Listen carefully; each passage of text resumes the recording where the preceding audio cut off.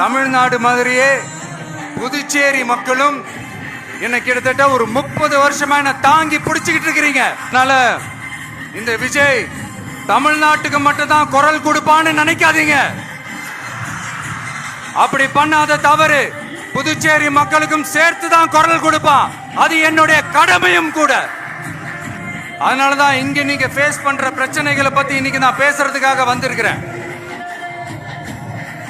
அது மட்டும் இல்ல, இந்த புதுச்சேரி கவர்மெண்ட்டை பத்தி நாம சொல்லியே ஆகணும். இது டெஃபினட்டா தமிழ்நாட்டில் இருக்கிற மாதிரி நம்ம திமுக கவர்மெண்ட் மாதிரி கிடையவே கிடையாது. பாரபட்சமே காட்டாம இந்த கவர்மெண்ட் நடந்துகிட்டு இருக்கிறாங்க. அப்படிப்பட்ட இந்த புதுச்சேரி கவர்மெண்ட்டுக்கும் நம்ம புதுச்சேரி சிஎம் சார் அவர்களுக்கும் இந்த நேரத்தில் என்னுடைய மனப்பூர்வமான நன்றிகளை தெரிவிச்சுக்கிறேன். இத பார்த்தாவது தமிழ்நாட்டில் இருக்கிற அந்த திமுக கவர்மெண்ட் கத்துக்கிட்டா நல்லா இருக்கும்.